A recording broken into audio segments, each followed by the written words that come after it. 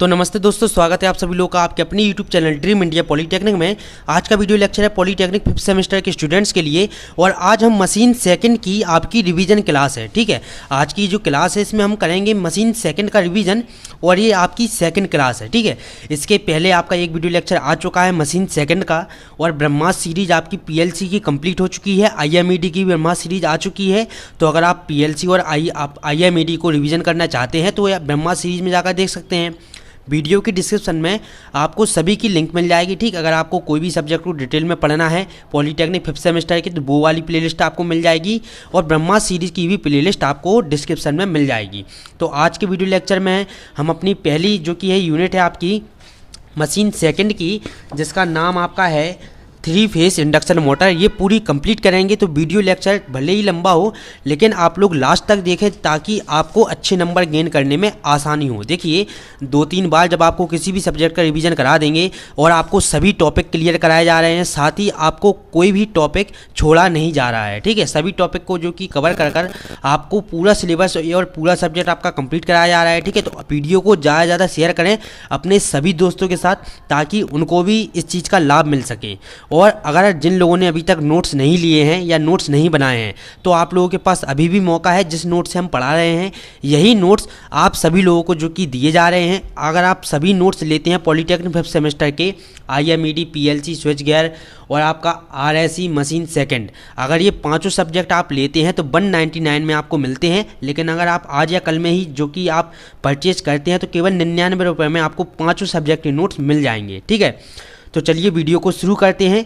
अभी तक देखिए, आप लोगों ने पिछली वीडियो में देखा होगा कि हमने पढ़ा था रोटर रेजिस्टेंस, आपका इंडक्टेंस, ईएमएफ और करंट, इन सभी के बारे में जाना था। और आज के वीडियो लेक्चर में हम पढ़ेंगे relationship between rotor copper loss, slip and input power. और इस यूनिट में जितने भी आपके टॉपिक हैं इन सभी को हम कवर करेंगे। तो चलिए वीडियो को शुरू करते हैं। देखिए, इसमें सबसे पहले आप क्या करेंगे, इसमें हम लिखेंगे, ये आपकी समझने वाली चीज़ है। अगर आप इसको समझ जाते हैं तो बहुत ही आसान चीज़ है एकदम, जो कि आपको आसान तरीके से समझ में आ जाएगी। देखिए, इसमें हम लिखेंगे माना टी डी बराबर आपका क्या है, उत्पन्न टॉर्क।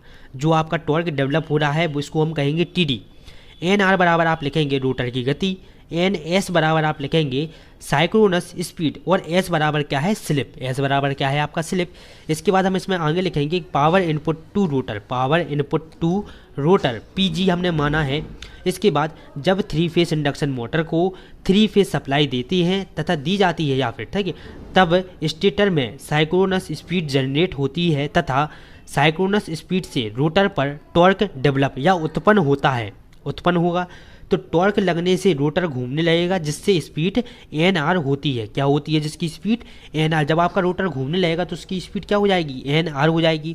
अब इसके बाद हम इसमें आगे देखेंगे। देखिए, इसमें आगे आप लिखेंगे कि पी जी बराबर आपका होता है क्या, आपका 2 pi N S T D. P G बराबर क्या होता है, 2 pi N S T D. और पी एम डी बराबर आपका होता है 2 pi N R T D. तो ये दोनों मान केवल आपको याद करना है बस, और कुछ भी इसमें याद नहीं करना है। इसमें हम लिखेंगे इस पावर से रोटर घूमने लगता है, जिससे मैकेनिकल पावर जनरेट होती है। पीजी का मतलब यहाँ पर है, देखिए, इनपुट पावर, और पीएमडी का मतलब यहाँ पर है आउटपुट पावर रोटर के लिए। किसके लिए, रोटर के लिए। इसमें हम देखिए आगे, इसी में हम आगे जो कि सॉल्व करेंगे, इसमें सॉल्व करते हुए हम आगे लिखेंगे रोटर आपके copper loss. Rotor copper loss क्या है, रोटर कॉपर लॉस में हम लिखेंगे पीजी माइनस पीएमडी। अब इसके बाद जो हमारा पहले हमने समीकरण बनाया था, पीजी का मान रख देंगे हम और पीएमडी का मान रख देंगे। साधारण से आपको केवल इन दोनों का मान याद करना है, कुछ भी आपको याद नहीं करना है। पीजी का मान याद कर लीजिए आप लोग 2 pi N S T D, और पीएमडी का मान याद कर लीजिए 2 pi N R T D. इसके बाद इन दोनों को जब हम सॉल्व करेंगे, मतलब कि सॉल्व करने का क्या है, इन दोनों में से हम कॉमन लेंगे। क्या लेंगे, 2 पाई टी डी यहाँ पर कॉमन है, 2 पाई टी डी यहाँ पर कॉमन है। बचा है आपका क्या, N S minus N R. तो ये आपका जो कि है सॉल्व हो चुका है यहाँ पर।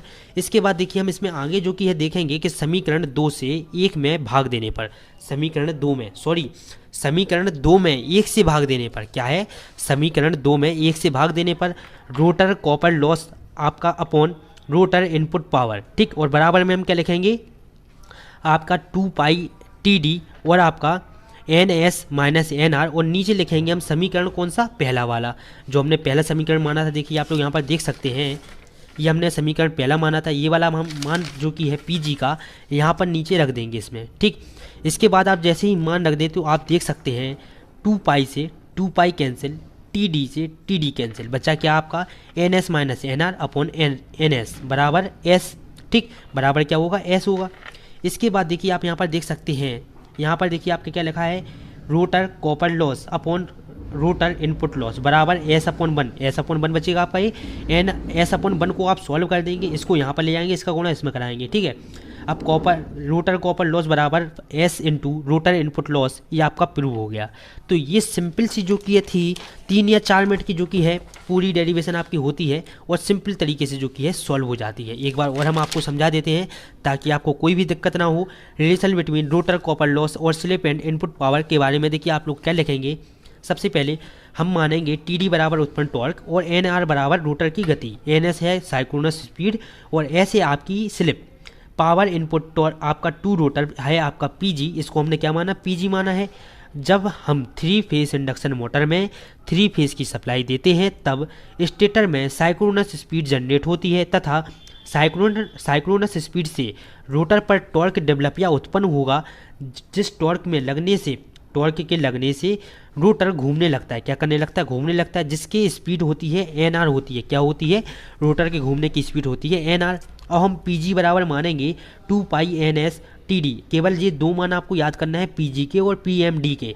PG का मान होगा P पाई आपका 2 पाई NS TD और PMD का मान होगा 2 पाई NR TD। इसको हम मानेंगे समीकरण 1। इसके बाद हम क्या करेंगे, इसके बाद देखिए हमारा इसमें अगला स्टेप रहेगा कि रोटर कॉपर लॉस बराबर हमको लिखना है PG माइनस PMD। इसके बाद हम PG का मान रख देंगे, PMD का मान रख देंगे वहाँ पीछे से, ठीक है। इसके बाद इनमें हम क्या लेंगे, कॉमन लेंगे, 2 पाई TD इसमें कॉमन है, बचेगा आपका NS माइनस NR। इसको हमने माना समीकरण नंबर 2। अब हम क्या करेंगे, समीकरण 2 में 1 से भाग दे देंगे। तो rotor copper loss upon rotor input power बराबर 2 पाई TD NS माइनस NR, ठीक। और अपॉन के क्या, यहाँ पर हमने PG का मान रख दिया, यहाँ पर जो हमारा समीकरण नंबर 2 आया था वो रख दिया हमने यहाँ पर समीकरण नंबर 1। इसके बाद 2 पाई से 2 पाई कैंसिल, TD से TD कैंसिल, बचा आपका क्या NS minus NR upon NS। अब आपका जी जब आप इसको सॉल्व करेंगे तो ये हो जाएगा आपका S। अब आपका rotor copper loss upon rotor input loss बराबर आपको हो जाएगा S अपॉन 1। जब इसका हम गुणा करा देंगे तो इसके बाद आपका आंसर आएगा रोटर कॉपर लॉस बराबर S into rotor input loss. तो ये आपका जो कि प्रूफ हो चुका है। इसके बाद हमारा अगला टॉपिक आता है जिसका नाम है power flow diagram of N induction motor. Power flow diagram of N induction motor, इसमें सबसे पहले तो आपको ये डायग्राम बनाना होगा। तो इस डायग्राम को आपको जो कि है बार बार बनाकर जो कि इसकी प्रैक्टिस कर लेनी है अच्छे से, ठीक है। इस डायग्राम की फ़ोटो जो ज़्यादा की है जो कि हम टेलीग्राम पर आपको सेंड कर देंगे, ठीक है। परेशान बिल्कुल भी ना हो, इस डायग्राम की हम आपको फ़ोटो टेलीग्राम पर सेंड कर देंगे, ठीक है। इस डायग्राम को हम सबसे पहले बनाएंगे। देखिए ये है आपकी पिन, ठीक, ये है स्टेटर, ये है रोटर और ये है लोड। इसको इसमें आपसे जो कि है सप्लाई है, इसमें जुड़े हुए हैं आपके स्टेटर लॉसेस और I²R लॉसेस 4 कोर लॉस। ये आपका लिखा हुआ है आपका रोटर कॉपर लॉस और यहाँ पर लिखा हुआ है फ्रिक्शन लॉस और वाइंडेज लॉस और आपका स्ट्रे लॉस, ठीक। इसके बाद देखिए यहाँ पर आपका है टोटल आपका मैकेनिकल पिन पावर डेवलप, यहाँ पर आपका है stator output air gap power और यहाँ पर है आपका net electrical input stator input, ठीक है। इसी में हम आगे लिखेंगे इन सभी के बारे में जो कि हमको डायग्राम के बारे में समझा देना है और थोड़ी सी सॉल्यूशन जो कि इसका करना है। इंडक्शन मोटर एक इलेक्ट्रिकल पावर को मैकेनिकल पावर में कन्वर्ट करती है या परिवर्तित करती है, चेंज करती है। सभी लोगों को पता है कि एक इंडक्शन मोटर इलेक्ट्रिकल पावर को मैकेनिकल पावर में चेंज करती है। इस रूपांतरण में विभिन्न फेजों को प्रारंभिक इंडक्शन मोटर से आपका पावर फ्लो कहा जाता है। क्या कहा जाता है? आपकी जो विभिन्न फेजों को प्रारंभ इंडक्शन मोटर से जो पावर जा रहा है उसको क्या कहेंगे हम? पावर फ्लो कहा जाता है। इसके बाद आप इसमें आगे लिखेंगे कि स्टेटर को दी गई 3 फेज सप्लाई मोटर का कुल इलेक्ट्रिकल इनपुट है। जो हमने स्टेटर को 3 फेज सप्लाई दी है वो मोटर का इलेक्ट्रिकल इनपुट है, ठीक। इसे स्टेटर इनपुट भी कहा जाता है। इसके बाद अब तीसरे नंबर की बारी आती है total electrical input. Total electrical input क्या है? यदि मोटर का पावर फैक्टर cos फाई और VL/IL आपका सप्लाई वोल्टेज तथा ड्रॉ किए गए करंट की वैल्यू हो तो आपके मोटर की कुल इलेक्ट्रिकल सप्लाई बराबर आपका होगा पिन बराबर √3 VL VI cos फाई, ठीक, जहाँ पिन कुल इलेक्ट्रिकल पावर स्टेटर है। और इसके बाद आप इसी में आगे थोड़ा और लिख देंगे कि पिन का एक हिस्सा I² लॉसेस और कोल लॉसेस के रूप में लॉस होता है, लॉस हो जाता है, ठीक है, लॉस हो जाता है। इसके बाद दूसरे में आप लिखेंगे शेष पावर का हिस्सा रोटर में इनपुट के रूप में प्रवेश करता है, जो स्टेटर का आउटपुट होता है। क्या होता है? जो स्टेटर का आउटपुट होता है, जिसे P2 से जो कि हम प्रदर्शित करते हैं। इसी के बाद आप इसमें जो कि है आगे थोड़ा और लिखेंगे कि रोटर अपने पूरे इनपुट को मैकेनिक में परिवर्तित करने में सक्षम नहीं होता है। क्या नहीं होता है? मैकेनिकल में परिवर्तित करने में सक्षम नहीं होता है, क्योंकि रोटर में लॉस होते हैं। रोटर में भी जो कि बहुत सारी हानियाँ आपकी होती हैं। P2 बराबर आप लिखेंगे पिन माइनस आपका स्टेटर लॉस, मतलब कि core plus copper, core minus जो कि है कॉपर, ठीक है, यहाँ पर माइनस लगा हुआ है। इसके बाद आप देखिए इसमें लिखेंगे कि रोटर में लॉस होने के बाद रोटर के इनपुट में मैकेनिकल पावर में चेंज कर दिया जाता है। मैकेनिकल पावर में चेंज करने के दौरान भी उसमें कई लॉस जो कि हैं होते हैं, जैसे घर्षण और आपका विंड्स लॉस, ठीक है, आदि। अंत में लॉस के बाद पावर फैक्ट आपका पावर शाफ्ट पर लोड के लिए उपलब्ध हो जाता है, यही मोटर का आउटपुट होता है। इसे सॉफ्ट पावर भी जो कि है शाफ्ट पावर भी कहते हैं, ठीक है। P आउटपुट बराबर आपका होता है PM minus mechanical loss. P output बराबर आपका क्या होगा? PM माइनस आपका मैकेनिकल लॉस। तो ये आपका जो कि है दोनों जो कि है आपकी सिद्ध हो चुके हैं। आपका पहला हमने टॉपिक था हमारा relation between rotor copper loss slip and input power. इसके बाद दूसरा आपका था क्या? Power flow diagram of N induction motor. तो देखिए इसमें जो कि है समझ आने वाली चीज़ ज़्यादा कुछ है नहीं, ठीक, आपको इसमें याद जो कि है थोड़ा बहुत करना ही होगा। तो आप लोग जो कि है थोड़ा बहुत पढ़ते हुए भी चलें और एक दो बार जो आपको इसको जो कि है सॉल्व करेंगे तो आसानी से आपको जो कि है ये याद हो जाएगा। देखिए इसके बाद हमारा अगला टॉपिक जो आता है वो आता है रोटर का EMF निकालना। तो चलिए इसको हम सीखते हैं कैसे निकालते हैं रोटर का EMF। यदि E1 रोटर में प्रेरित EMF प्रति फेज तथा स्टेटर कोर की संख्या प्रति फेज NI हो, क्या है? यदि आपका EI रोटर में प्रेरित EMF हो और आपका स्टेटर कोर की संख्या प्रति फेज N1 हो, तो रोटर में आपके प्रेरित EMF E2 तथा रोटर में टर्न प्रति फेज N2 होगा। क्या होगा? अगर आपका जो ये सभी हो तो क्या होगा? देखिए E2 अपॉन E1 बराबर N2 अपॉन N1। साधारण सा है। अगर आपका रोटर का EMF आपको निकालने के लिए कहा जाए तो देखिए E1 आपका रोटर का जो कि है EMF होगा, N1 क्या होगा? स्टेटर कोर की संख्या, और आपका E2 क्या है? रोटर के प्रति EMF, और आपका N2 है क्या? रोटर में टर्न प्रति फेज। तो E2 अपॉन E1 बराबर N2 अपॉन N1। देखिए इसके बाद E2 और E1 है जो, ठीक है, ये क्या होगा? आपका K हो जाएगा। N1 अपॉन N2 बराबर K, जहाँ K रूपांतरण अनुपात है। क्या है? देखिए आपका K क्या है? रूपांतरण अनुपात। K को हम कहेंगे रूपांतरण अनुपात। तो देखिए N1 अपॉन N2 बराबर आपका हो गया क्या? K, ठीक, रूपांतरण अनुपात K हो गया। अब इसके बाद देखिए ये आपका आ चुका है क्या? रोटर का EMF। अब जब भी आपसे कहे कि K की वैल्यू अगर आपसे पूछे तो आप K का मान क्या लिखेंगे? N1 अपॉन N2, ठीक है, तो K का रूपांतरण अनुपात। इसके बाद आता है हमारा अगला टॉपिक रोटर करंट। देखिए रोटर करंट क्या है? यदि I2 अगर आपसे पूछ ले रोटर करंट निकालो, तो देखिए यदि I2 रोटर धारा प्रति फेज है, यदि आपका I2 क्या है? रोटर धारा प्रति फेज, X2 क्या है? रोटर प्रतिघात, और R2 रोटर प्रतिरोध प्रति फेज है, तो रोटर प्रतिबाधा प्रति फेज बराबर क्या होगा आपका? Z2 का स्क्वायर बराबर R2 का स्क्वायर प्लस X2 का स्क्वायर। Z2 बराबर आपका क्या होगा? जब यहाँ से स्क्वायर हटाएंगे तो यहाँ पर अंडर रूट हो जाएगा, ठीक, तो Z2 बराबर क्या होगा? अंडर रूट R2 का स्क्वायर प्लस X2 का स्क्वायर, ठीक, आपको समझ में आ गया होगा रूट कहाँ से आ गया। यहाँ से हमने स्क्वायर हटाया, यहाँ पर रूट लगा दिया, ठीक है। तो क्या होगा? जब आपका यही सब होगा, I1 बराबर आपका होगा रोटर धारा प्रति फेज, X2 बराबर होगा रोटर प्रतिघात, R2 बराबर रोटर प्रतिरोध प्रति फेज होगा, तो रोटर प्रतिबाधा प्रति फेज बराबर क्या होगा आपका? Z2 का स्क्वायर बराबर R2 का स्क्वायर प्लस X2 का स्क्वायर। अर्थात हम कह सकते हैं कि Z2 बराबर आपका होगा अंडर रूट R2 का स्क्वायर प्लस X2 का स्क्वायर। ये सभी चीज़ें आपको न्यूमेरिकल में भी बहुत काम में आएंगी, ठीक है। इसके बाद देखिए हम इसी में आगे लिखेंगे रोटर करंट में तब रोटर करंट जब आपका देखिए जब आपका Z2 बराबर आपका क्या होगा √R² प्लस X2², तब रोटर करंट I2 बराबर आपका हो जाएगा E2 upon Z2, E2 upon क्या Z2। I बराबर हम इसको लिख सकते हैं, देखिए Z2 का मान हमने पहले निकाल चुके हैं। Z2 का मान हमने देखिए यहाँ पर लिखा हुआ है Z2 बराबर क्या है √R² प्लस X2²। यही Z2 की वैल्यू यहाँ पर जो Z2 आपका लिखा है, इसी Z2 की वैल्यू हम यहाँ पर रख देंगे, ठीक है। तो I2 बराबर आपका हो जाएगा E2 upon √R² plus X2², ठीक है। तो आप लोगों को इतनी चीज़ समझ में आ चुकी है। इसके बाद हम देख लेते हैं कि आपका रोटर का पावर फैक्टर क्या होता है। देखिए हम लोग इसको डायरेक्ट याद करेंगे कि रोटर का पावर फैक्टर मतलब कि cos φ2, रोटर का पावर फैक्टर को हम क्या कहेंगे cos φ2 बराबर आपका होता है R2 upon RZ।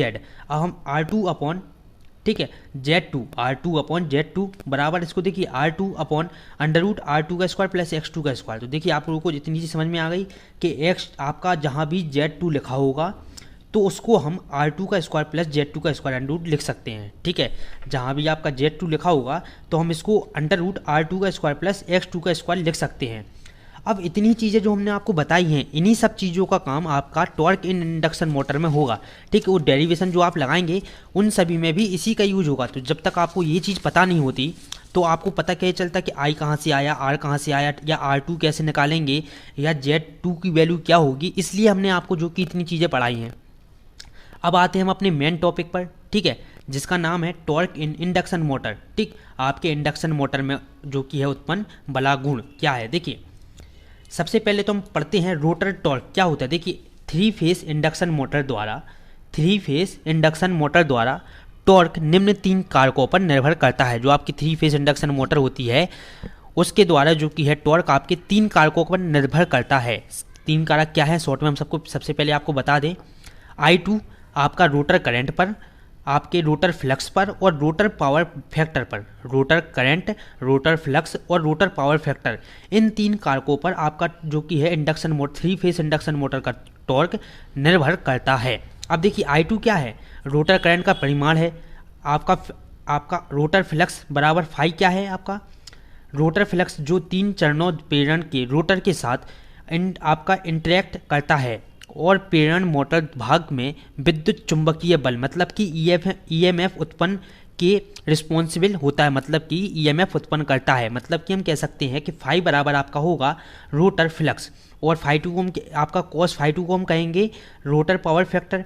3 phase induction motor में रोटर पावर फैक्टर बराबर क्या होता है cos φ2।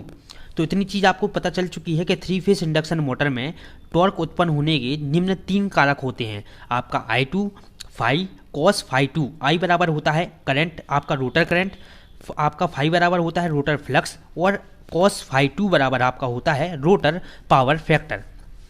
इसके बाद देखिए इसी में हम आगे लिखेंगे कि यदि इंडक्शन मोटर में बला गुण T, बला गुण को हम किससे प्रदर्शित करते हैं T से, मतलब कि टॉर्क।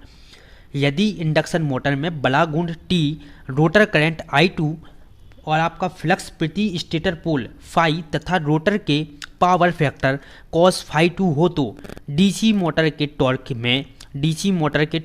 टॉर्क के अनुसार बलागुण T, फ्लक्स फाई और रोटर करंट I2 तथा पावर फैक्टर cos φ2 के समानुपाती होता है। अर्थात हम कह सकते हैं इस पूरी डेरिवेशन का मतलब क्या है आपका कि T आपका समानुपाती होता है किसके, फाई I2 cos φ2 के बराबर, ठीक है। अब देखिए फाई क्या है, यहाँ पर फ्लक्स है, मतलब हम कह सकते हैं कि बलागुण T, बलागुण जो T है आपका, ठीक, बलागुण T आपका flux phi, rotor current I2 और पावर फैक्टर cos φ2 के समानुपाती होता है। आपका ये T जो है इन सभी के समानुपाती होता है। इसके बाद देखिए आप इसमें आगे क्या लिखेंगे, T बराबर आप इसमें फाइनल जो लिखेंगे K फाई I2 cos φ2, जहाँ K एक स्थिरांक है। क्या है K, आपका K क्या है, यहाँ पर एक स्थिरांक है। जब हमने ये जो कि समानुपाती का चिन्ह हटा दिया तो हमारा आगे K आ जाता है। सभी लोगों को पता है कि जब भी समानुपाती का चिन्ह हटाकर हम बराबर लगाते हैं तो K हमारा जुड़ जाता है, जिसको हम कहते हैं स्थिरांक,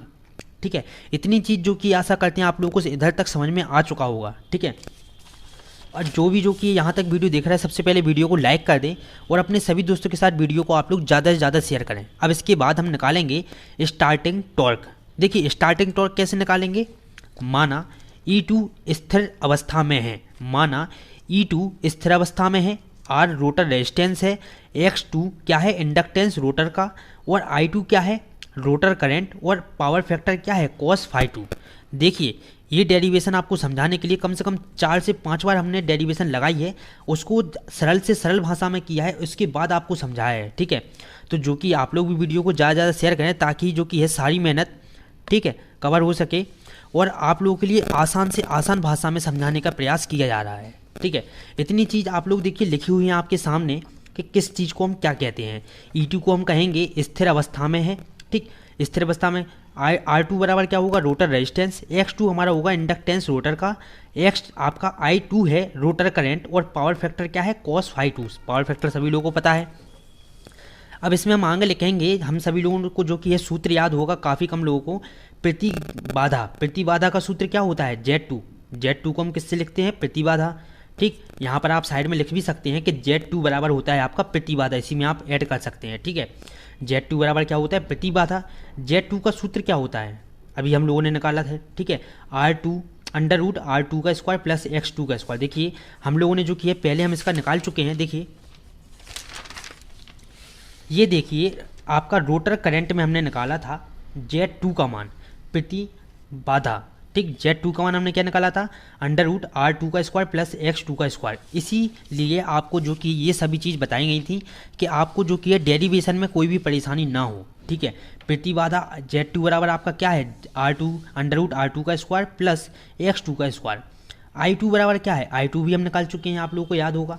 I2 देखिए हम लोगों ने निकाला था, I2 क्या था हमारा, I2 भी देखिए आपके सामने लिखा हुआ है, I2 भी हमने निकाला था, I2 बराबर क्या था हमारा E2 अंडर रूट आपका अपॉन अंडर रूट R2 का स्क्वायर प्लस X2 का स्क्वायर।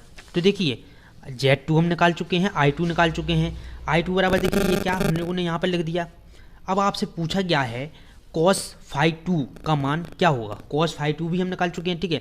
cos phi 2 का आपका जो कि ये वैल्यू होती है, देखिए cos phi 2 को हम लिखते हैं R2 अपॉन RZ। अब हमको कुछ नहीं करना है, यहाँ पर RZ का मान रख देना है। RZ का मान सभी लोगों को पता है क्या होता है, R2 upon under root R2 का स्क्वायर प्लस X2 का स्क्वायर। अभी तक जो कि है आप लोगों को एक चीज़ रट चुकी होगी कि Z2 की वैल्यू होती है R2 का स्क्वायर प्लस Z2 का आपका X2 का स्क्वायर, ठीक है।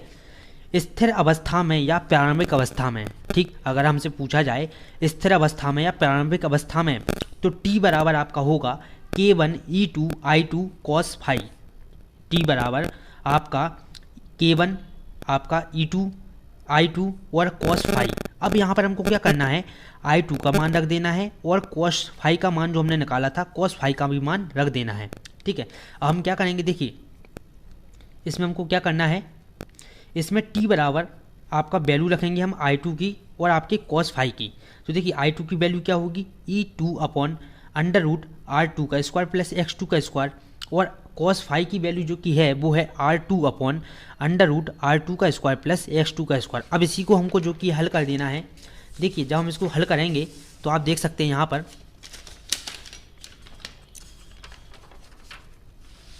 देखिए इसको जब हम आगे हल करेंगे, इसमें हम आगे हल करने पर क्या लिखेंगे, देखिए T बराबर आपका K1 इंटू E2 का स्क्वायर इंटू R अपॉन क्या हो जाएगा आपका R2 का स्क्वायर प्लस X2 का स्क्वायर। देखिए क्या होगा, आपके इन सभी को ऊपर लिख देंगे और इन सभी को जब इन दोनों का गुणा कराएंगे तो आपका अंडर रूट हट जाएगा। आपको पता होगा कि अंडर रूट और अंडर रूट का जब गुणा कराता है तो केवल आपकी ये संख्या बचेगी, ठीक है। तो वही हमने यहाँ पर कर दिया है। देखिए यहाँ पर केवल ये नीचे बचा हुआ है आपका T बराबर आपका क्या बचेगा K1 E2 का स्क्वायर R अपॉन R2 का स्क्वायर प्लस X2 का स्क्वायर। ये क्या आ गया आपका ओम मीटर। स्टार्टिंग टॉर्क आपका ये निकल कर आ चुका है। अब इसके बाद देखिए यहाँ पर आपको एक लाइन लिख देनी है नीचे कि अगर सप्लाई वोल्टेज भी स्थिर हो तो फाई तथा आपका E2 दोनों स्थिर हो जाएंगे। अगर हमारा जो सप्लाई वोल्टेज भी है तो हमारा फाई और I2 दोनों स्थिर हो जाएंगे, मतलब कि T बराबर K2 R2 अपॉन RZ का स्क्वायर, R2 अपॉन RZ का स्क्वायर, K2 बराबर R2 अपॉन RZ का स्क्वायर। ये हमारा जो कि है निकल कर आ चुका है। ये पूरी डेरिवेशन आपकी हो चुकी है कि आपका इंडक्टेंस, ठीक, इंडक्टेंस इन टॉर्क, आपका टॉर्क एंड मतलब कि आपकी इंडक्शन मोटर में टॉर्क कैसे जनरेट होता है, इन सभी के बारे में हमने आपको बता दिया है। तो देखिए अब अगला टॉपिक जो हमारा आता है वो आता है running torque of induction motor. इस टॉपिक को भी हम बड़ी आसान तरीके से समझेंगे। तो चलिए इसको समझते हैं। सबसे पहले देखिए क्या है आपका रनिंग कंडीशन में। तो रनिंग कंडीशन में हम समझ लेते क्या है, SX2 ठीक, ER बराबर आपका हुआ SE2 और T समानुपाती होगा किसके, आपका फाई I2 cos फाई 2 के। इसलिए रनिंग टॉर्क आपका क्या होगा, रनिंग टॉर्क आपका होगा TR समानुपाती IR into phi into cos phi R. IR बराबर क्या होगा आपका, IR का देखिए IR बराबर हमारा होता है ER अपॉन ZR और IR बराबर आपका देखिए ER को हम क्या लिख सकते हैं, ER को हम लिख सकते हैं SE2 ठीक, ER को हम क्या लिख देंगे SE2 और ZR बराबर आपका क्या होता है, ZR बराबर हमारा फॉर्मूला होता है अंडर रूट R2 का स्क्वायर प्लस SX2 का स्क्वायर। जिन लोगों ने इसके पहले वाले वीडियो लेक्चर नहीं देखे हैं मशीन के, तो वो मशीन के इसके पहले वाले वीडियो लेक्चर देख ले, तब जाकर जो कि इनको ये running torque of induction motor समझ में आएगा। और आज का वीडियो लेक्चर आपका थोड़ा बड़ा होगा क्योंकि आज के वीडियो लेक्चर में हम आपके कुछ ज़्यादा टॉपिक आपके जो कि कवर करेंगे, ठीक है। इसके बाद देखिए यहाँ पर आपका लिखा हुआ है कि रोटर के लिए, इसलिए रोटर के लिए है ठीक, इसलिए I2 के स्थान पर हम IR लिखेंगे। क्या लिखेंगे, I2 के स्थान पर हम क्या लिखेंगे, IR का यूज करेंगे ठीक, इसलिए आपका यहाँ पर जो कि है IR लिखा गया है। अब देखिए कॉस फाई आर बराबर आपका होगा क्या, R2 अपॉन ZR बराबर R2 upon under root ZR की वैल्यू क्या होती है, ZR अंडर रूट क्या होगा 2R2 का स्क्वायर प्लस SX2 का स्क्वायर। इंडक्शन मोटर में फाई समानुपाती होता है किसके, E2 के आपके समानुपाती होता है। इंडक्शन मोटर में फाई समानुपाती होता है किसके, E2 के। इसके बाद देखिए हम आगे लिखेंगे इसमें कि रनिंग कंडीशन के लिए टॉर्क, रनिंग कंडीशन के लिए टॉर्क देखिए TR समानुपाती IR फाई और cos फाई आर, ये हम सभी लोगों को पता है।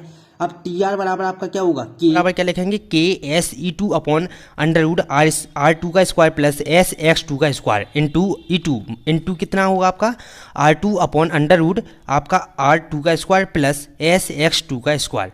इसके बाद देखिए हम दोनों का जो कि एक दूसरे मल्टीप्लाई आपका करा देंगे। यहाँ पर आपका हो जाएगा KSE2 का स्क्वायर इंटू R2, देखिए E2 आपका देखिए 2 हो जाएंगे, इसलिए क्या होगा E2 का स्क्वायर हो जाएगा इंटू R2 ठीक, और आपका नीचे जब हम इंटू कराएंगे तो आपका अंडर रूट हट जाएगा। इसके बाद देखिए TR बराबर आपका जो कि हम इसको थोड़ा और हल करके लिख देंगे यहाँ पर, ये आपका आ गया क्या, रनिंग कंडीशन के लिए टॉर्क, रनिंग कंडीशन के लिए टॉर्क ठीक। अब इसके बाद हमारा मोस्ट इंपॉर्टेंट टॉपिक आता है torque slip curve, torque slip curve, stable and unstable zone. इन तीनों जी अलग अलग टॉपिक हैं आपके, एक है आपका टॉर्क स्लिप कर्व, दूसरा है स्टेबल और तीसरा है आपका अनस्टेबल जोन। इन तीनों के बारे में जो कि हमको अच्छे से पढ़ना होगा। सबसे पहले हम पढ़ते हैं टॉर्क स्लिप कर्व के बारे में। देखिए टॉर्क का सूत्र ये सभी लोगों को याद होना चाहिए, KSE2 का square into R2 upon R2 का स्क्वायर प्लस SX2 का स्क्वायर ठीक। जहाँ पर स्लिप का अगर आपसे फॉर्मूला पूछ ले कहीं पर कि स्लिप S बराबर आपका क्या होता है,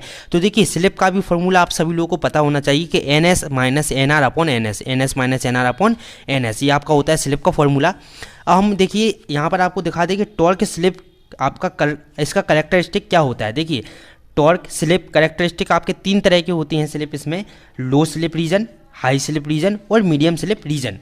लो स्लिप रीजन में आपका S बराबर होगा 0, स्लिप बराबर 0 होगी। हाई स्लिप रीजन में स्लिप बराबर आपकी कितनी होगी 1 और मीडियम स्लिप रीजन में S बराबर होगा SM के। इसके बाद देखिए जब हम बात करें लो स्लिप रीजन की, लो स्लिप रीजन में देखिए सबसे पहले तो हम टॉर्क का फॉर्मूला लिखेंगे यहाँ पर कि T बराबर KSE2 का square plus R2 into R2 sorry upon R2 का स्क्वायर प्लस SX2 का स्क्वायर। जहाँ पर S बराबर 0 आपकी स्लिप है ठीक है, S बराबर 0 पर क्या होगा, T बराबर आपका हो जाएगा यहाँ पर TSE2 का square into R2 upon R2 का स्क्वायर। यहाँ से R से R आप कैंसिल कर देंगे ठीक, R2 से एक R हमारा जो कि R2 कैंसिल हो जाएगा। यहाँ पर हमारा बचता है T आपका KSE2 का स्क्वायर अपॉन R2। हमने यहाँ पर लेट मान लिया कि आपका KE2 का स्क्वायर अपॉन आपका R2 बराबर क्या होगा, कांस्टेंट C हो जाएगा। तो यहाँ पर आपका बचेगा क्या, T बराबर आपका K1S, T बराबर आपका क्या बचेगा K1S। अब इसका हम जो कि एक ग्राफ देख लेते हैं। आपका ग्राफ जो कि इसका इस तरह से बनाएंगे आप ग्राफ ठीक, इसका ग्राफ इस तरह से आपका बनेगा, ये है आपकी टॉर्क, ये है आपका स्लिप, इस तरह से आपका यहाँ तक जो कि है इसमें ग्राफ बन पाएगा। इसके बाद देखिए मीडियम स्लिप रीजन की अगर हम बात करें तो मीडियम स्लिप रीजन में T बराबर आपका होता है क्या, KSE2 का स्क्वायर इंटू R2 अपॉन क्या होगा SX2 का स्क्वायर। S बराबर क्या है आपका यहाँ पर मीडियम में आपका है S बराबर फुल लोड ठीक। जितना स्लिप को बढ़ाते हैं तो टॉर्क उतना ही कम होगा, जितना आप स्लिप को बढ़ाएंगे उतना ही टॉर्क आपका क्या होगा, कम होगा। लेट हमने यहाँ पर माना कि KR2 और आपका E2 का स्क्वायर बराबर K2 है, ठीक है। तो यहाँ पर आपका क्या आएगा, T बराबर K2/S जो कि आपका यहाँ पर निकल कर आएगा। इसके बाद आप इसका अगर ग्राफ देखें, इसका भी ग्राफ जो कि आप इस तरह से बनाएंगे, यह आपका लो स्लिप रीजन, ये है मीडियम स्लिप रीजन और ये है आपका हाई स्लिप रीजन और ये आपकी मैक्स टॉर्क, ठीक। तो इस तरह से आपका ये ग्राफ जाएगा, ठीक, टॉर्क, और आपकी इस तरह से ये गिरेगा, ये है आपकी क्या, स्लिप। इसके बाद देखिए हाई स्लिप रीजन, ठीक। हाई स्लिप रीजन में हम लिखेंगे कि S बराबर 0 है, S बराबर 0 है, इसलिए मोटर रुक जाएगी और टॉर्क भी रुक जाएगा। जब आपकी मोटर रुक जाएगी तो टॉर्क तो आपका वैसे ही रुक जाएगा, ठीक है। तो टॉर्क स्लिप कर्व ये हमने जो तीनों निकाल लिए, ठीक। S आपका high slip region, low slip region और मीडियम स्लिप रीजन निकालने के बाद इन तीनों को हम इसमें कंबाइन कर देते हैं, इसका एक ग्राफ बना देते हैं, ठीक है। यहाँ पर देखिए आप लिखेंगे टॉर्क स्लिप कर्व, ये आपकी टॉर्क है ये, ठीक। इस तरह से आपका ये ग्राफ जाएगा, ये है आपका R1, इस तरह से आपका ये ग्राफ जाएगा, ये है R2, ये है आपका R3 और ये है आपका R4, ये लिखा हुआ यहाँ पर मैक्स टॉर्क, ठीक।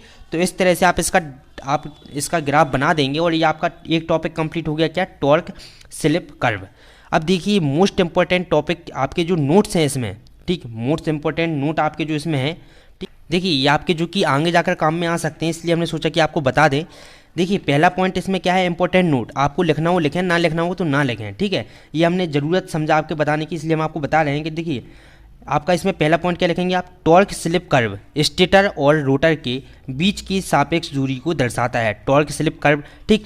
टॉर्क स्लिप कर्व की हमको निकालने की ज़रूरत क्यों पड़ी, क्योंकि हमको स्टेटर और रोटर के इस बीच की सापेक्ष दूरी को दर्शाता है, क्या, टॉर्क स्लिप कर्व, ठीक है। दूसरा हमारा यहाँ पर एक पॉइंट क्या है कि जब स्लिप बढ़ती है तो रोटर की स्पीड कम होती है, जब आपकी स्लिप बढ़ जाएगी तो रोटर की स्पीड क्या होगी, कम होगी, ठीक। जब भी S बराबर 0 लिखा हो तो समझ लो कि साइक्रोनस मशीन है।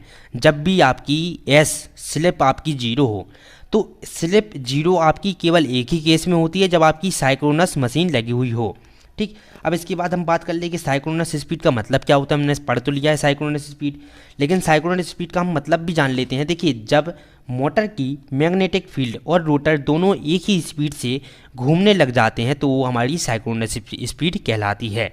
जब देखिए मोटर की मैग्नेटिक फील्ड और रोटर दोनों एक ही गति से घूमने लग जाए तो वो हमारी साइक्रोनस स्पीड कहलाती है।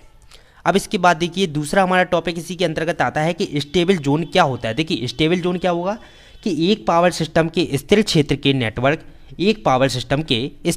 के नेटवर्क में एक छोटी सी गड़बड़ी के बाद अपने स्थिर आपके कॉन्फ़िगरेशन मतलब कि विन्यास के वापस लाने के लिए सिस्टम की क्षमता के रूप में परिभाषित किया गया है।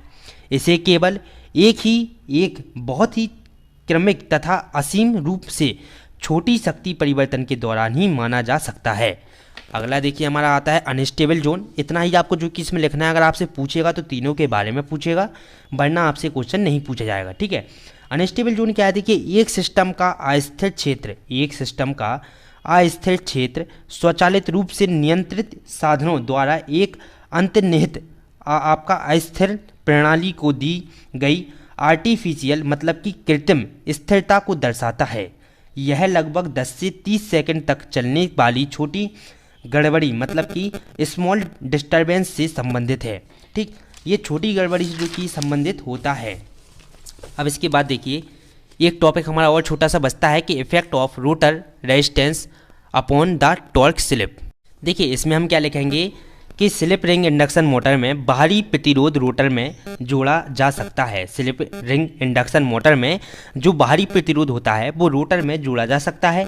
वी नो दैट मतलब कि हम जानते हैं टॉर्क का फॉर्मूला क्या होता है, T/S/E2 का स्क्वायर R2/R2 का स्क्वायर प्लस S/X2 का स्क्वायर, ठीक है। ये सभी लोगों को जो कि मोस्ट इंपॉर्टेंट है पता ही होना चाहिए, ठीक है। देखिए अब जब रोटर के साथ सीरीज में एक बाहरी प्रतिरोध रेजिस्टेंस कनेक्ट किया जाता है, जो रेजिस्टेंस ठीक R2 के बदले ही मैक्सिमम टॉर्क के अनुरूप स्लिप का मान चेंज हो जाता है, मान क्या हो जाता है, चेंज हो जाता है। ठीक, इसके बाद देखिए अगले टॉपिक की हम और बढ़ते हैं। अगला टॉपिक हमारा आता है double cage rotor type motor. Double cage rotor type motor, आपकी double cage rotor type motor की हमने एक वीडियो डाल दी थी, लेकिन वो वीडियो जो की है, ठीक, उस वीडियो में हमने बीच के पार्ट जो कि कुछ छोड़ दिए थे, लेकिन हमने वो वीडियो हटा दी। आपके ये वाली वीडियो में ही हमने double cage rotor type motor का जो कि है समझा दिया। देखिए double cage rotor type motor क्या होती है इसके बारे में हम जानते हैं।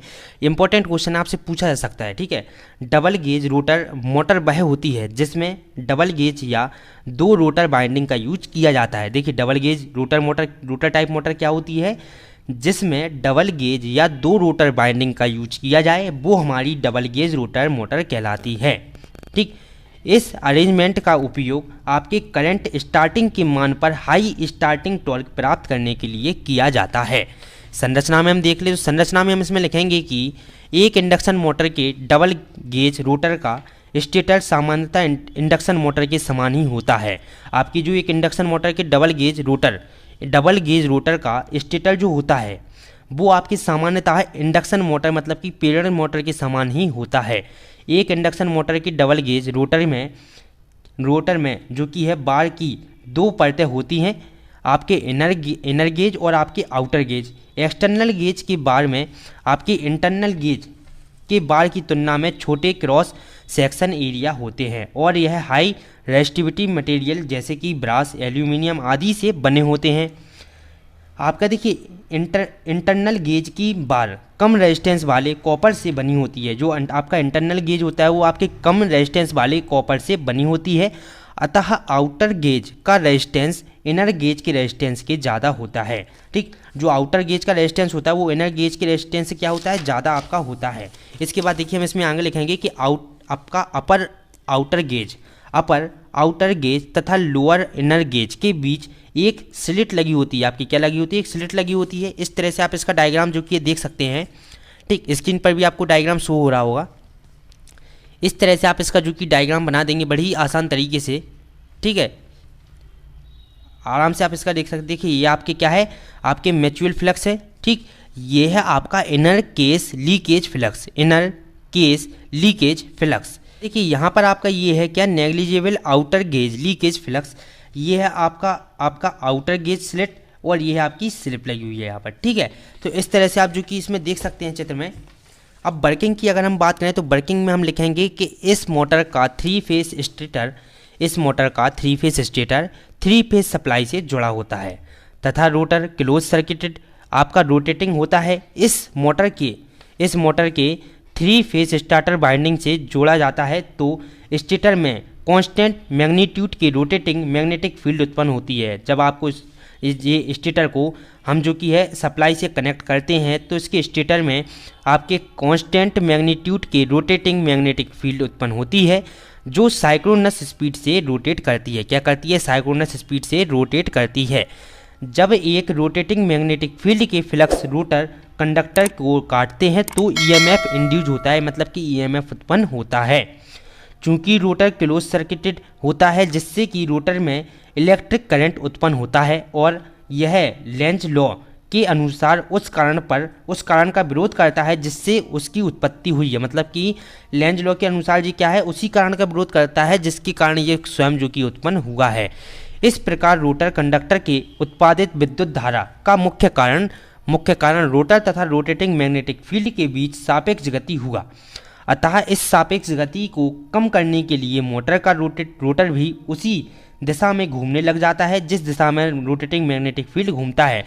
मतलब कि रोटेटिंग मैग्नेटिक फील्ड और रोटर दोनों एक ही दिशा में आपके घूमने लग जाते हैं। ठीक है, इसके बाद देखिए हम इसमें आगे लिखेंगे कि इस प्रकार थ्री फेस इंडक्शन मोटर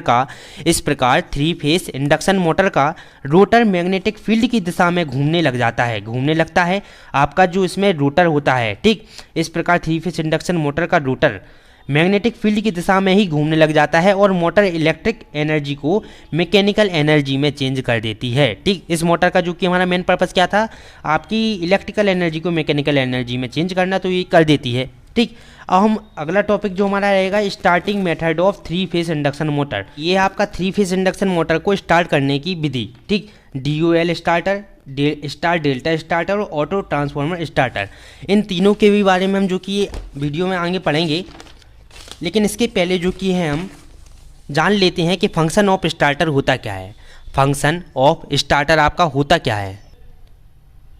देखिए, जब 3 फेस इंडक्शन मोटर को सप्लाई दी जाती है, जब हम 3 फेस इंडक्शन मोटर को सप्लाई देते हैं, तब एक घूर्ण मैग्नेटिक फील्ड उत्पन्न होती है और रोटर घूमना शुरू कर देता है।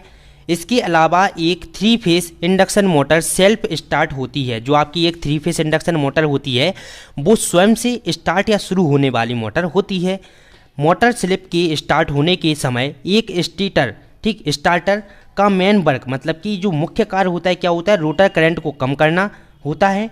आपके इंडक्शन मोटर स्टार्टिंग आपके मेनली 2 फंक्शन करता है। क्या करता है, मैक्सिमम स्टार्टिंग करंट को कम करता है और ओवर वोल्टेज तथा अंडर वोल्टेज से सुरक्षा प्रदान करता है। ओवर वोल्टेज और अंडर वोल्टेज से आपको क्या करता है, सुरक्षा प्रदान करता है।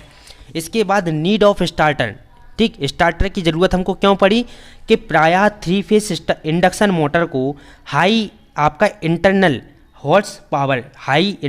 हॉर्स पावर की ज़रूरत होती है, जो स्टार्टिंग के समय primary current full load current मतलब कि 5 से 7 गुना करंट होता है, जबकि इसका आपका प्राइमरी टॉर्क का मान आपका 1.2 से 2.5 गुना तक हो जाता है, ठीक ही होता है। अतः फ्यूज गलत रेटिंग से मोटर की बाइंडिंग जलकर नष्ट हो जाती है, अर्थात सप्लाई वोल्टेज रेगुलरी प्रभाव होता है। मतलब कि जो रेगुलेशन जो कि इसका प्रभाव होता है, तो हमारी जो कि है आपकी फ्यूज गलत रेटिंग दे देता है, तो हमारी बाइंडिंग क्या होती है, जलने का खतरा जो कि ये बना रहता है, जलकर नष्ट हो जाती है। इस स्टार्टर के ना होने से निम्न घटनाएं हो सकती है। मतलब कि देखिए, हमको जानना ही आवश्यक होगी कि स्टार्टर की हमको ज़रूरत पड़ी क्यों, और स्टार्टर अगर ना होगा तो हमें क्या क्या घटनाएं या क्या क्या मुसीबतों का सामना करना होगा।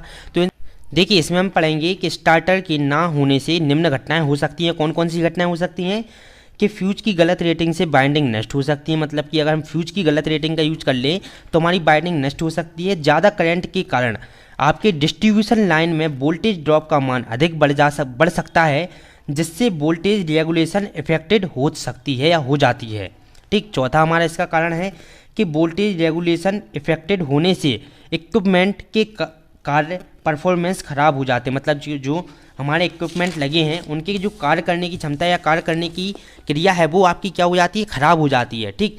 आपके डिस्ट्रीब्यूशन लाइन की स्टेबिलिटी भी डिस्टर्ब हो जाती है, ठीक। डिस्ट्रीब्यूशन लाइन की आपकी जो स्टेबिलिटी होती है वो भी हमारी डिस्टर्ब हो जाती है। तो इसीलिए इन सभी का ये सभी घटनाएं ना हो, इसलिए हम स्टार्टर का जो कि है उपयोग करते हैं।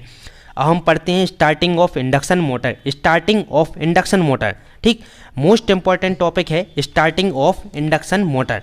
देखिए, दो तरह से आप जो कि है इंडक्शन मोटर को स्टार्ट कर सकते हैं। पहला होता है स्टेटर साइड स्टार्टिंग, दूसरा होता है रोटर साइड स्टार्टिंग। पहला होता है क्या, स्टेटर साइड स्टार्टिंग, और दूसरा होता है रोटर साइड स्टार्टिंग। इसमें है for gauge type of 3 phase induction motor, इसमें है for slip ring type induction motor. इसमें हम करते हैं किसकी सहायता से, gauge type 3 phase induction motor की सहायता से। इसमें हम slip ring type induction motor की सहायता से। अब हम आपको बता दें कि जो स्टार्टर होते हैं वो कितने तरह के होते हैं। तो यहाँ पर आप जो कि देख सकते हैं, ठीक। स्टार्टर हमारे 3 तरह के होते हैं जो हम आपको पहले बता चुके हैं।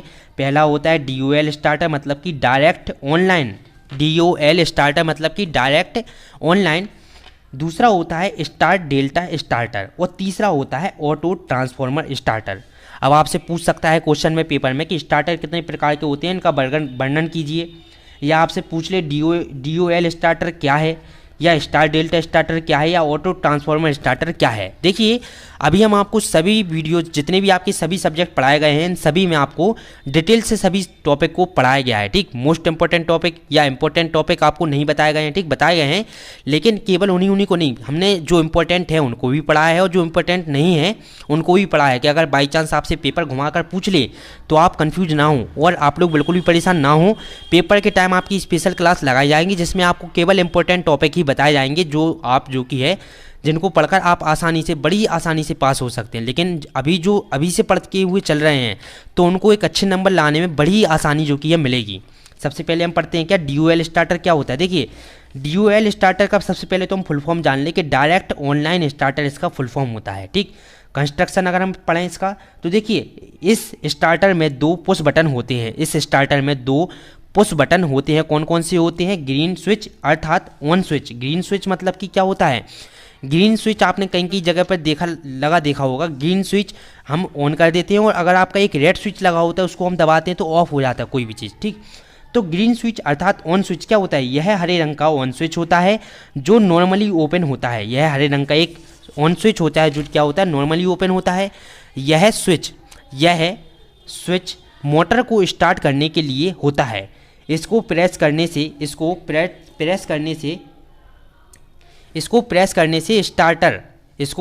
से स्टार्टर के ओपन कॉन्टैक्ट क्लोज हो जाते हैं अर्थात मैग्नेटिक कॉइल अपने पास जो कि है स्ट्रॉन्ग मैग्नेटिक फील्ड बना लेती है जिससे यह अपने ऊपर के कॉन्टैक्ट को क्लोज कर देती है जिससे मोटर स्टार्ट हो जाती है। ठीक, तो ये आपका देखिए आपको एक चीज़ पता चल गई होगी कि जो ग्रीन स्विच होता है वो हमारा मोटर को ऑन करने के लिए होता है। दूसरा हमारा जो स्विच होता है वो कौन सा होता है?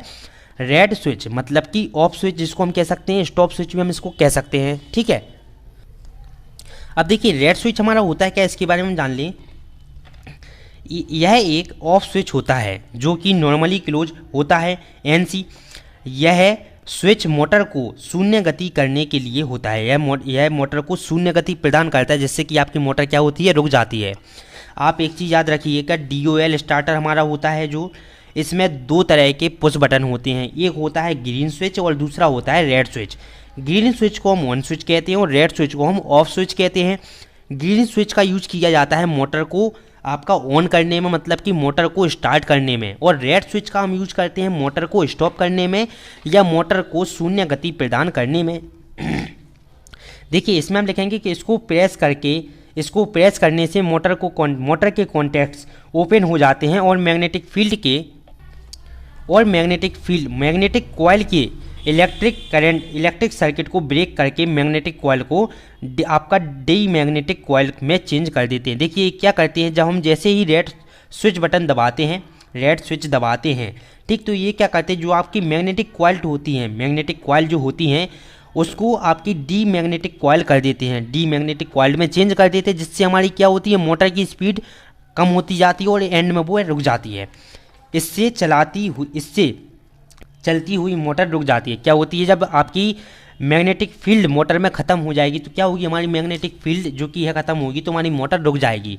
अब इसमें आप कई तरह की जो कि है बनाकर 1-2 लाइन और भी ऐड कर सकते हैं। ठीक, ये आप पर डिपेंड करता है। देखिए आप एक चीज़ याद रख कर चलिए कि जब आप एक पेज का याद करके जाएंगे पेपर में तब आपको आधे पेज का याद रहता है। ठीक, कभी भी ये मत सोचिए कि हमने जैसे आपको नोट्स बनवाए, आपने अभी शॉर्ट अगर कर लिया, अगर आपने मान के चलिए 3 लाइन लिख ली कि 3 ही लाइन इंपॉर्टेंट है, इतनी लाइन हम नहीं लिखते हैं, तो ये आप सबसे बड़ी गलती कर रहे हैं। आप लिखिए पूरा, ठीक, पूरा लिखिए और इसको पढ़िए भी। लेकिन आप एक चीज़ हमेशा याद रखिएगा, जब आप एक पेज का याद करेंगे तो पेपर टाइम में क्या होता है, हम आधा तो भूल ही जाते हैं। ठीक, तो आधा हमको याद बचता है। ठीक, जब हमने एक पेज का याद करा तो पता चला हमने यहाँ से यहाँ तक याद किया, हमको केवल इतना याद आया। ठीक, अगर आप अभी भी इतना याद करेंगे तो फिर पेपर में तो आप एक ही लाइन लिख पाएंगे। तो इसलिए हमको अभी ज़्यादा से ज़्यादा पढ़ना है और ज़्यादा से ज़्यादा प्रैक्टिस करनी है चित्रों की। अगर आप चित्र एकदम साफ और अच्छे बना देते हैं तो आप गारंटी से जो कि अच्छे नंबर लाने में आपको सफलता मिलेगी। अब देखिए इसके हमने जो आपका टॉपिक है DOL स्टार्टर, इसके सभी पार्ट के बारे में हम पढ़ रहे हैं। ठीक है, तो पहले तो पुश बटन पढ़ लिया हमने। अब हमारा होता है इसमें दूसरा भाग नो बोल्ट कॉइल। ये क्या होता है, यह आयरन क्रोड मतलब कि सोलनॉइड ऑफ आयरन कोर पर लिपटी हुई कॉइल होती है। ठीक, जो सप्लाई वोल्टेज की आपकी उपस्थिति में अपने निकटवर्ती शाफ्ट आर्मेचर को अट्रैक्शन द्वारा होल्ड करती है। मतलब कि क्या करती है, आपके जो निकटवर्ती आर्मेचर होता है उसको अपनी तरफ खींचती है, मतलब कि अट्रैक्ट करती है और उसको होल्ड करने का काम करती है। क्या करती है, नो बोल्ट कॉइल, ये उसको अपनी ओर आकर्षित करके, ठीक, जैसे चुंबक होती है दूसरी चुंबक को या लोहे के सिक्कों को, ठीक, आकर्षित करती है, उसी तरह से ये आकर्षित करके होल्ड करने का काम करती है, मतलब कि इसको रोकने का काम करती है।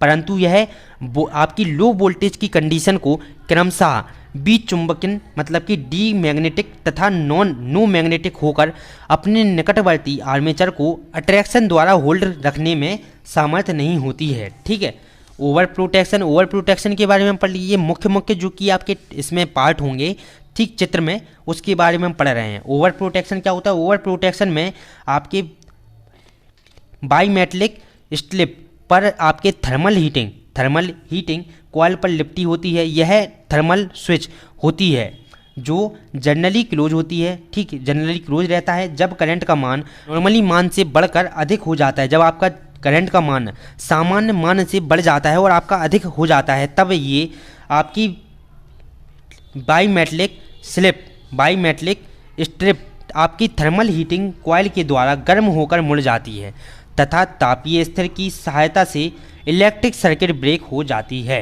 ठीक, अब इसके बाद देखिए, आपको ये चित्र देखना होगा। इसमें आप देखिए, इसमें चित्र देख सकते हैं। ये आपकी देखिए यहाँ से 3 फेस AC सप्लाई आ रही है R/B। ठीक, ये आपका देखिए ऊपर लगा हुआ है क्या, protection relay, over protection relay है। ये है आपकी ओवरलोड प्रोटेक्शन। ये है क्या, ओवरलोड प्रोटेक्शन, जिसके बारे में हम पढ़ चुके हैं। ठीक है, ये है आपकी TC मतलब कि थर्मल कॉइल। ये है आपके देखिए वही है आपके R/V। ये आपका रोटर लगा हुआ है, ये आपका स्टेटर है। ठीक, ये आपकी मैग्नेटिक कॉइल है, आपको दिख रहा होगा, ये है आपकी मैग्नेटिक कॉइल। ठीक है, ठीक, इसका हम चित्र जो कि इसकी फ़ोटो आपको टेलीग्राम पर सेंड कर देंगे, बिल्कुल भी परेशान ना हो। ठीक है, ठीक, इस तरह से जो कि आपको ये डायग्राम बनाना होगा। एक पूरे जो कि आधे पेज पर आप बढ़िया बेहतरीन डायग्राम बनाना, जिससे कि आपको पेज भी भर जाएंगे काफ़ी। ठीक, और जो कि एग्जामिनर को भी देखने में काफ़ी अच्छा लगेगा। हमने ये पेन से बनाया, लेकिन आप लोग पेंसिल से बनाइएगा। ठीक है, अब देखिए अगला स्टार्टर हमारा आता है कि स्टार डेल्टा स्टार्टर। देखिए स्टार डेल्टा स्टार्टर के connection 3 face square gauge induction motor के साथ कनेक्ट कर दिए जाते हैं। जो आपके स्टार डेल्टा स्टार्टर होता है, इसके कनेक्शन हम किसके साथ करते हैं? 3 face square gauge induction motor के साथ कनेक्ट कर दिए जाते हैं। इस स्टार्टर को बाईपास मैश स्टार्टर अर्थात open close winding connection starter भी कहा जाता है। ठीक, कह सकते हैं या कहा जाता है। ठीक है, क्योंकि इसे स्टार ओपन तथा डेल्टा आपके क्लोज कनेक्ट होते हैं। इसमें क्या होते हैं? स्टार ओपन तथा स्टार आपका डेल्टा क्लोज आपके कनेक्शन होते हैं। इस स्टार्टर का प्रयोग 5 से 20 हॉर्स पावर HP तक की मोटर के लिए किया जाता है। देखिए, हमको ये भी पता होना चाहिए कि स्टार डेल्टा स्टार्टर का जो कि है कहाँ पर यूज किया जाता है। तो इसके यूज हम करते हैं 5 से 20 HP तक की मोटर के लिए इसका यूज जो कि है किया जाता है। इस तरह का आपका इसका डायग्राम बनेगा। ठीक, ये आपके A1 B1 C1। ठीक है, ये है आपका देखिए A1, ये स्टार्टर लगा हुआ है आपका, ये आपका रोटर है। और इस तरह से आप जो कि इसका डायग्राम बना देंगे। डायग्राम मेन है, हम आपसे बार बार यही चीज़ कहते हैं कि डायग्राम मेन चीज़ है। अब इसमें हम थोड़ा सा और लिख देते हैं। ठीक है, चित्र के बाद हम थोड़ा सा और लिखेंगे कि इसमें सर्वप्रथम स्विच की सहायता से मोटर की स्टार्ट बाइंडिंग को स्टार में संयोजित या कनेक्शन किए जाते हैं, जो मोटर की स्टार बाइंडिंग को लो फेज वोल्टेज प्रदान करते हैं। देखिए, सभी लोगों को पता है कि अगर स्टार डेल्टा कोई भी स्टार्टर है, सबसे पहले तो हम इसमें कनेक्शन करेंगे। ठीक, तो इसमें कनेक्शन करने के बाद क्या करेंगे? मोटर की स्टार वाइंडिंग को लो फेज वोल्टेज प्रदान करती है। जब मोटर स्टार्ट हो जाती है तब पुनः स्विच की सहायता से मोटर की आपके स्टेटर बाइंडिंग को डेल्टा में कनेक्ट कर दिया जाता है, जो मोटर की स्टेटर बाइंडिंग को फुल लाइन वोल्टेज प्रदान करती है। ठीक है, हम देखिए इसमें आपकी स्टेटर बाइंडिंग को डेल्टा में कनेक्ट कर देंगे, जिससे क्या होगा? हमारी मोटर की स्टेटर बाइंडिंग में फुल लाइन वोल्टेज जो कि है प्रदान आने लगता है। इस प्रकार स्टार्टिंग में मोटर को कम वोल्टेज प्रदान होता है और मोटर सफलतापूर्वक स्टार्ट हो जाती है। इस स्टेटर का यूज वहाँ किया जाता है जहाँ हाई स्विचिंग टॉर्क की ज़रूरत होती है। ठीक, जहाँ पर हमको हाई स्विचिंग टॉर्क की ज़रूरत होती है, वहाँ पर हम स्टार डेल्टा स्टार्टर का यूज करते हैं। अब तीसरा हमारा आता है ऑटो ट्रांसफॉर्मर स्टार्टर। तो ये भी आपका मोस्ट इंपॉर्टेंट है। देखिए, एक चीज़ आप जान ले कि स्टार्टर आपको तीनों पढ़ना है, अच्छे से पढ़ना है। और स्टार्टर आपको तीनों अलग अलग भी पूछ सकता है और ये भी पूछ सकता है कि टाइप ऑफ स्टार्टर या स्टार्टर कितने प्रकार के होते हैं। ठीक है, ऑटो ट्रांसफॉर्मर स्टार्टर। ठीक है, इसमें हम क्या लिखेंगे कि इसको 3 face square gauge induction motor के साथ कनेक्ट किया जाता है। आपका जैसे कि स्टार डेल्टा था, उसी तरह आपका ऑटो ट्रांसफॉर्मर स्टार्टर भी हम 3 face square gauge induction motor के साथ कनेक्ट करते हैं। देखिए इंडक्शन मोटर की यह starting method primary resistance starting method का विकसित रूप है। जो आपका प्राइमरी रेजिस्टेंस स्टार्टिंग मेथड था उसका ये विकसित रूप मतलब कि अपडेट वर्जन है आपका, एक तरह से आप कह सकते हैं। इससे स्टार तथा डेल्टा कनेक्टेड स्टार्टर बाइंडिंग अर्थात दोनों प्रकार की 3 फेज इंडक्शन मोटर्स की स्टार्टिंग सक्सेसफुल संभव हो सकती है। मतलब कि इससे हम दोनों तरह की जो की है स्टार्टिंग कर सकते हैं। इस मेथड में स्टेटर स्विच की सहायता से मोटर के कनेक्टर टर्मिनल्स को ऑटो ट्रांसफार्मर के स्टार्टिंग टर्मिनल से कनेक्ट किया जाता है ताकि ऑटो ट्रांसफार्मर की सहायता से मोटर की स्टेटर बाइंडिंग को लो वोल्टेज प्रदान किया जा सके या प्रदान हो और मोटर स्टार्ट हो जाए। देखिए जब हम मोटर को जो कि लो वोल्टेज प्रदान करेंगे तो हमारी मोटर क्या हो जाएगी, स्टार्ट हो जाएगी। मोटर स्टार्ट होने के बाद ट्रांसफार्मर की सहायता से सप्लाई वोल्टेज को धीरे धीरे बढ़ाकर फुल वोल्टेज की सप्लाई प्रदान की जाती है। देखिए पहले हम शुरुआती में जो कि है लो वोल्टेज प्रदान करेंगे, लेकिन फिर हम मोटर स्टार्ट होने के बाद ट्रांसफार्मर की सहायता से आपके सप्लाई वोल्टेज को धीरे धीरे बढ़ाकर फुल लोड वोल्टेज जो कि है फुल वोल्टेज की सप्लाई प्रदान की जाती है। इसके बाद देखिए इसका हम डायग्राम देख लेते हैं कि three phase star connected auto transformer, या हम कह सकते हैं ऑटो ट्रांसफार्मर स्टार्टर का डायग्राम। आप यहाँ पर देखिए बड़ी आसान तरीके से जो कि हमने डायग्राम बनाने की कोशिश की है और आपको समझाने की। ये आपकी 3 फेज सप्लाई है, ठीक, ये आपका स्टार्ट है, ठीक, यहाँ से आपका स्टार्ट होगा, ये रनिंग है, ये है आपका चेंज ओवर स्विच, ये है आपका क्या चेंज ओवर स्विच, ये है आपका स्टार्टर और ये है रोटर, ठीक। तो इस तरह से आप इसका डायग्राम बना दें। एक या 2 बार आपको प्रैक्टिस जरूर से करनी ही होगी, तभी जाकर आप डायग्राम बना सकेंगे, ठीक। हम बार बार आपसे कह रहे हैं कि प्रैक्टिस आप लोग जो कि है डायग्राम को बनाकर जरूर से करें। अब देखिए आज की वीडियो का लास्ट टॉपिक जो कि आता है कि causes of low power factor of induction motor. मतलब कि low power factor of induction motor में आपके क्या क्या कारण हैं लो पावर फैक्टर के इंडक्शन मोटर में, ठीक है। तो पेरेंट मोटर में एयर गैप का प्रभाव सबसे पहला देखिए इसमें हम पढ़ लेते हैं। तो ये सभी आपको जो कि इसमें लिखना है कि लो फ्रिक्वेंसी के कारण इंडक्शन मोटर में एयर गैप के कारण लीकेज आपके रिएक्टेंस तथा मैग्नेटाइजिंग करंट ट्रांसफार्मर की अपेक्षा कम होता है, क्योंकि ट्रांसफार्मर में मैग्नेटिक सर्किट क्लोज होता है, ठीक है। इससे इंडक्शन मोटर का पावर फैक्टर का मान आपका नो लोड मतलब कि शून्य लोड पर स्टार्टिंग में कम तथा हाई लोड पर कम होता है, ठीक है। इस प्रकार इंडक्शन मोटर में एयर गैप इतना रखना चाहिए, ठीक। इस प्रकार इंडक्शन मोटर में एयर गैप जो कि हमको इतना रखना चाहिए ताकि मशीन आपके मैकेनिकली वाइब्रेट से मुक्त हो सके। मतलब कि एयर गैप हम इतना रखेंगे कि हमारी मशीन मैकेनिकल वाइब्रेट ना हो तथा आपकी बियरिंग भी ऐसी धातु की बनी होनी चाहिए जिससे कि जल्दी से ना घिसे, जो जल्दी से हमारी ना घिस जाए ऐसी धातु की हमको जो कि यह बियरिंग बनानी चाहिए, ठीक है। बहुत बड़े HP की मशीन मतलब कि फ्रैक्शन HP हॉर्स पावर में कम एयर गैप मतलब कि 0.5 mm तथा बड़ी मशीन में 1 mm से 1.5 mm तक का एयर गैप आपका हो सकता है, ठीक। इंडक्शन मोटर कम लोड पर स्टेटर व रोटर बाइंडिंग दोनों ही आपके इंडक्टिव होती है, जिसके कारण पावर फैक्टर कम होता है, ठीक है। जिसके कारण पावर फैक्टर कम होता है और इंडक्शन मोटर में पावर फैक्टर हमेशा कम होता है, क्योंकि रोटर और स्टेटर कॉइल इंडक्शन इम्पीडेंस होती है। जब इंडक्शन मोटर पर लोड बढ़ता है तब स्लिप की वैल्यू घटती है। जब इंडक्शन मोटर पर क्या लोड बढ़ाएंगे तो स्लिप का मान क्या हो जाएगा, घट जाएगा। तो देखिए आज का वीडियो लेक्चर अगर आपको अच्छा लगा हो तो वीडियो को लाइक करें, अपने सभी दोस्तों के साथ शेयर करें। और अगर आप लोगों को नोट्स लेना है तो आप हमारा जो नंबर है व्हाट्सएप नंबर 8738816305 इस पर आप कांटेक्ट कर सकते हैं और यहाँ से आपको जो कि है नोट्स दे दिए जाएंगे, ठीक है। और सभी नोट्स पेड हैं, सभी नोट्स जो कि हैं पेड है, ठीक। अगर आप सभी सब्जेक्ट के नोट्स लेते हैं तो 199 में मिलते हैं, लेकिन अगर आप आज ही सभी सब्जेक्ट के नोट्स लेते हैं पॉलीटेक्निक 5th सेमेस्टर के तो केवल 99 रुपये में आपको सभी सब्जेक्ट के नोट जो कि है दिए जाएंगे। तो चलिए मिलते हैं अब अगले वीडियो लेक्चर में। सभी दोस्तों के साथ वीडियो को ज़्यादा शेयर करें ताकि हम लोगों की मेहनत भी जो कि सफल हो सके। वीडियो को ज़्यादा से ज़्यादा लोगों तक पहुंचाने का प्रयास हम लोगों का रहता है, तो आप लोग भी जो कि वीडियो को ज़्यादा से ज़्यादा शेयर करें। अपने कॉलेज ग्रुप में भी आप वीडियो को डालें ताकि और लोगों तक ये वीडियो पहुँच सके। तो चलिए मिलते हैं अब अगले वीडियो लेक्चर में। नमस्ते।